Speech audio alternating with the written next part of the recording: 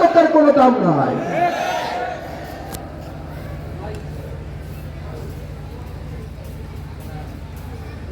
পর্দা করা এটা ফরজ না নাকি নফল? ফরজ না? নামাজ পড়া কি ফরজ না? পর্দা করা ফরজ না? মা বোন তো ওয়াজ নসিহত শোনার জন্য আসছেন, আলহামদুলিল্লাহ, ভালো কথা। মা বোনদেরকে প্রত্যেকে বোরকা কিনে দিবেন, কথা বলেন না? কারা কারা বোরকা কিনে দিবেন? হাতে চোখ করেন। বোরকা কিনে দিবেন, স্ত্রী বাহিরে বের হলে বোরকা পরিধান করে বের হবে ইনশাআল্লাহ। হাত নামান। এটা বোরকার দাম কত, ঠিক না ভাইয়েরা? আমার কৃষ্ণ বাবেরা, তাহলে প্রত্যেক যিনি বিসমিল্লাহ বলে খাইলে, আলহামদুলিল্লাহ করে শেষ করলে হিসাব হবে না। বিষয়টা কিন্তু এমন না, কথা কম ঠিক দেবে না। রাস্তায় 2-4 জন বকাটে বন্ধুরা বের হয়েছ, গরিবের ভোলা বাদাম বিক্রি করে। এই বাদাম কেমন, ভালো নি ভালো? বিসমিল্লাহ বলে 4-5 বন্ধু মিলা বাদাম খাইতেছেন। 20টা খাওয়া শেষ। কয়টা? 20টা খাওয়া শেষ। খাওয়া দাওয়ার পর তাই কত কয়? 40 টাকা। তাই দাম বেশি। আর একদিন মনে আলহামদুলিল্লাহ, তুমি বিসমিল্লাহ পেয়েছে, এতক্ষণ পর্যন্ত 20টা খাইছো, হিসাব হবে না? আরো জোরে কান। ও ভুয়াপুরের মুসলমান, আপনাদের এলাকার মিষ্টি ব্যবসায়ী এমন আছে কিনা জানি না, আমার এলাকার ভিতর আছে। ও ভাই, মিষ্টি কেমন? ওই লোকটা মেয়ে বাড়িও যাবে না, বিয়েও বাড়ি যাবে না, আত্মীয় বাড়ি যাবে না, মিষ্টি খাওয়ার লোক সামলাইতে পারে না। মিষ্টি কেমন, ভালো নেই? কয় ভালো। একটা খাই দেখেন, বিসমিল্লাহ করে বড় একটা রসগোল্লা খাওয়া শেষ, কথা কয় না? খাওয়া দাওয়ার পরে জিজ্ঞাসা করে দাম কত? কয় 300 টাকা কেজি। আলহামদুলিল্লাহ, আর একদিন নিবানে।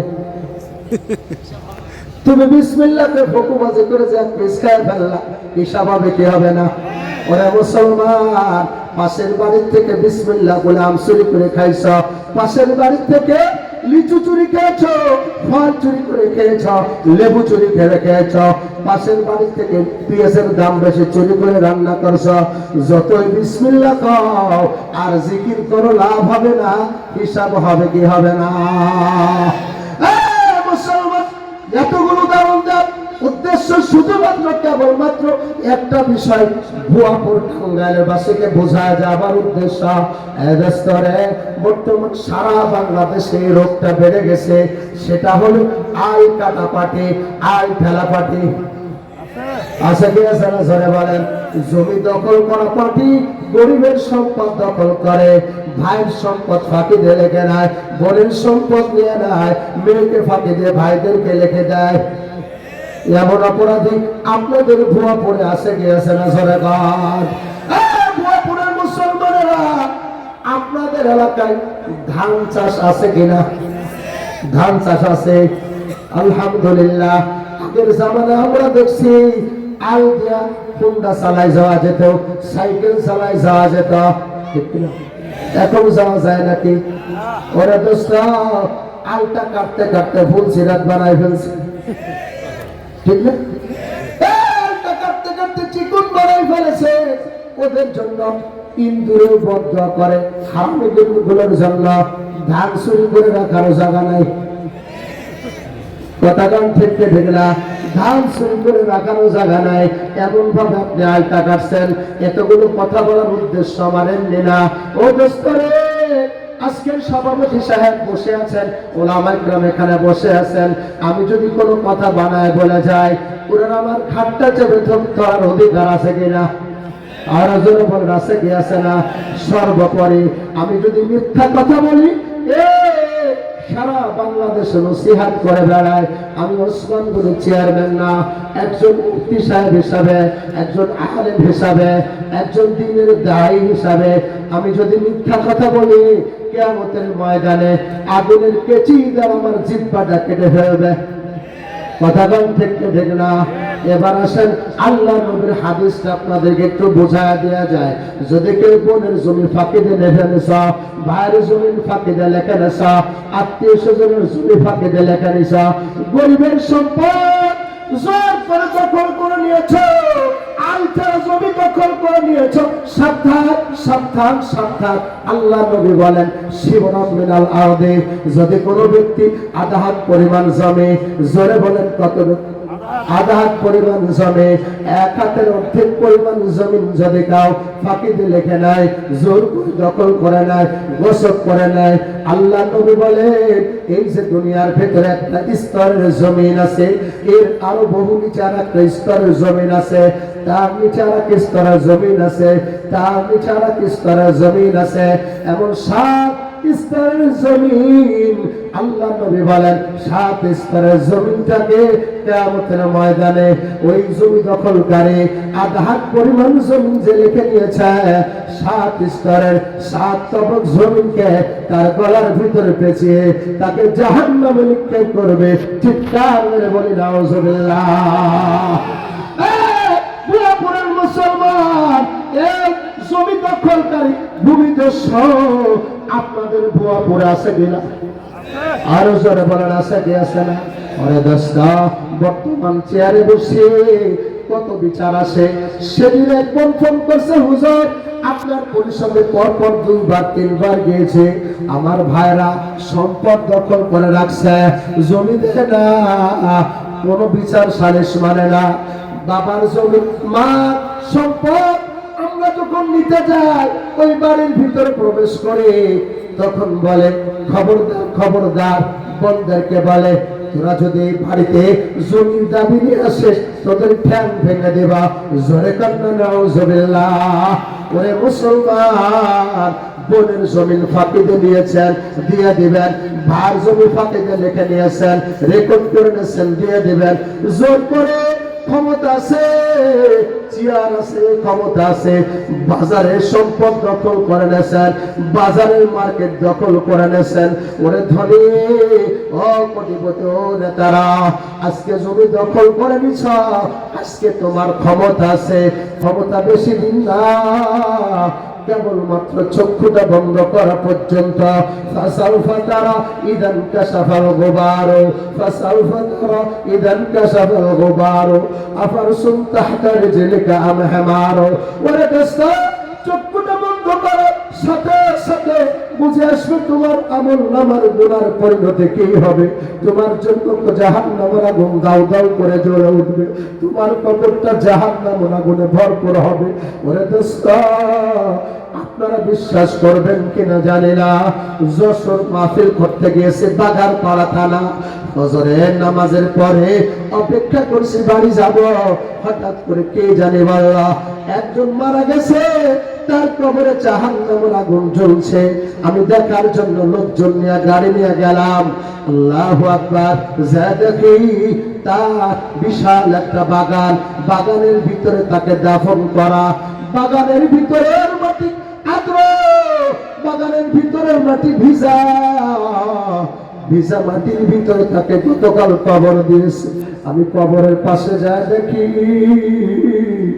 কবরের মাটি পুড়ে শুকায় গেছে। শুধু তাই নয়, কবরের আশেপাশের গাছ গাছালি গুলা আগুন লাগলে যেমন পাতাটা ঝরে যায়, আগুন লাগলে পাতাটা যেমন নুয়ে যায়, তার কবরের আশেপাশের গাছ গাছালি গুলা নুয়ে গেছে। দোস্ত, কারণ হলো খোঁজ খবর নিয়ে দেখলাম আপন ভাই সম্পদ ফাঁকিতে লিখে নিয়ে নিজে কোটিপতি শিল্পপতি হয়েছে, শত শত বিঘা জমির মালিক হয়েছে, কিন্তু আপন ভাইকে রাস্তার ফকির বানায় দিয়েছে। এজন্য দুনিয়াতেই তার কবরের শাস্তি। এর দোস্ত, আযাবুল কবর হাক্কুন, কবরের আযাব সত্য। এরা দোস্ত বেশি দূর নয়, ঢাকা মুন্সিগঞ্জের ঘটনা শেখ হুজুর বয়ান করেছে। আল্লাহু আকবার। মুন্সিগঞ্জের মুজাহিদ কমিটির নেতৃবৃন্দের কাছ থেকে বলবো শোনা। আল্লাহু আকবার। শেখ হুজুর বয়ান করেন। আল্লাহু আকবার। হাজী সাহেব রাতের বেলায় তাহাজ্জুদের নামাজ পড়তে উঠছে, ওনার স্ত্রী দুজনই তাহাজ্জুদের নামাজ পড়তে ওঠেন, শেষ রাত্রে তাহাজ্জুদের নামাজ পড়তে উঠছে। ওনাদের ঘরের পাশে লম্বা বড় গোরস্থান। আল্লাহু আকবার। তাহাজ্জুদের নামাজ পড়তে উঠছে, হাজী সাহেব জানলা দিয়ে গোরস্থানের দিকে তাকাইছে, হঠাৎ করে দেখে একটা কবর থেকে দাউ দাউ করে জাহান্নামের আগুন জ্বলতেছে, কবর থেকে দাউ দাউ করে আগুন জ্বলতেছে। হাজী সাহেব উনার বিবিকে ডাকতে বলে, বিবি দেখো গোরস্থানের দিকে তাকাও, কবরের ভিতর থেকে দাউ দাউ করে আগুন জ্বলতেছে। হাজী সাহেবের বিবি হাত করে সহ্য করতে পারে না, স্বামীরে জড়ায় ধরে কাঁদরে, স্বামী দুনিয়া থেকে বিদায় নিতে হবে, আল্লাহ কবরের এমন আযাব আমাদেরকে না দেয়। ওই বাড়ির কাজের লোকটা দেখছে আযাবুল কবরে হাক্কান, কবর আযাব সত্য, এটা কিন্তু অস্বীকার করার সুযোগ। বাংলাদেশের একটা বাস্তব ঘটনা, আল্লাহর বান্দা আপন ভাইরা যারা যারা নামাজে গেছে, দেখেন না জানাজার নামাজে অনেক সময় আত্মীয় স্বজন কবরে নামে, ঠিক ঠিক না?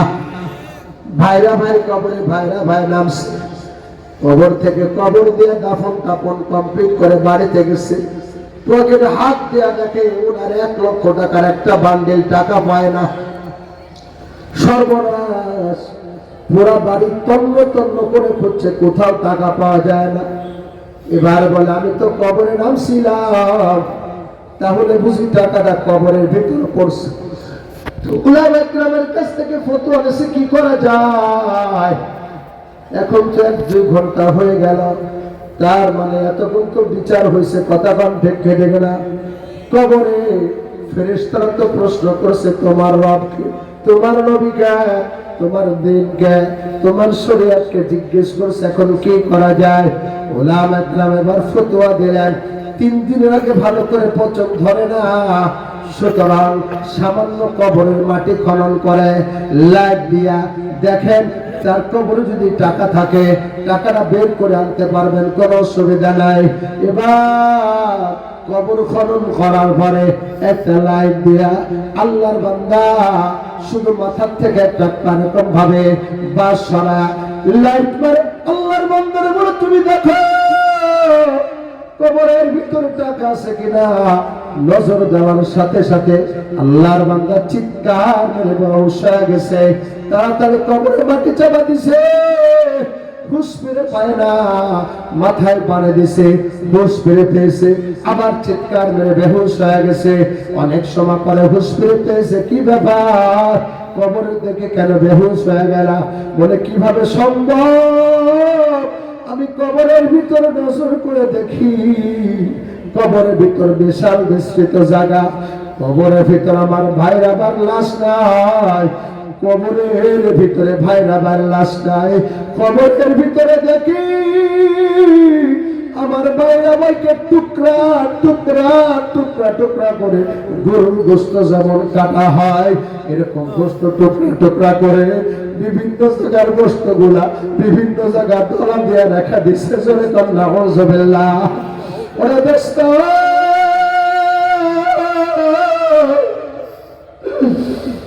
মালিকের ভাই কোন তোরা না,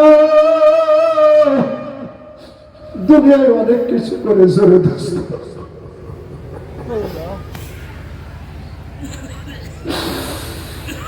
আল্লাহ আপনি আমাদের সবাইকে মাফ করুন। আল্লাহু আকবার। এবার লোকজনের মাঝখান থেকে জানা গেল সে কি অপরাধ করেছে। ওরা দোস্ত, তোর অপরাধ ছিল সে মাঝে মাঝে মরা গরু জবে করে মানুষের গোশত খায়, মানুষকে ওজনে ফাঁকি দিত, পচা গোশত বিক্রি করত। মরণের পরে নগদ আল্লাহ পাক তার শাস্তি দিয়েছে। ওই যে হাজী সাহেব কাটতেছে, কবর ভিতর দাউ দাউ করে আগুন জ্বলে। সকালবেলা হাজী সাহেব এলাকার উলামা ইকরামকে বলছে, এই শাস্তি দেখছি।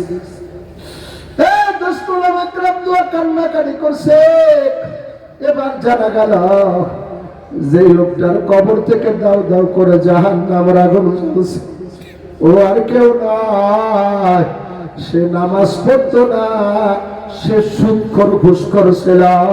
এজন্য আল্লাহ তাআলা দুনিয়াতে তার আগুন জ্বালায় দেখায় দিল। কথা কান ঠিক কেটে গেল। ওরে দোস্ত, এ মুরব্বী বাবা, এ মা বোনেরা, আপনারা নিশ্চয় দেখে থাকবেন অনেক সময় কবরের পাশে অবলা গরু ছাগল যদি থাকে, অবলা প্রাণী থাকে, তারা ছটফট ছটফট করে লাফালাফি করে। জোরে কান ঠিক কেটে গেলা। কারণ ও কথা বলতে পারে না, মৃত্যু ব্যক্তির চিৎকার আওয়াজ শুনতে পারে।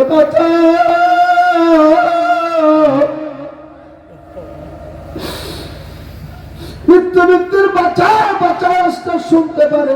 ও দোস্তরে মা বোন, যেহেতু আজকে নসিহত শুনছেন, আমি কিতাবের ভিতর ঘটনাটা কয়েকবার পড়েছি, ওলামায়ে কেরামের আলোচনা জবান থেকে বয়ানটা শুনেছি।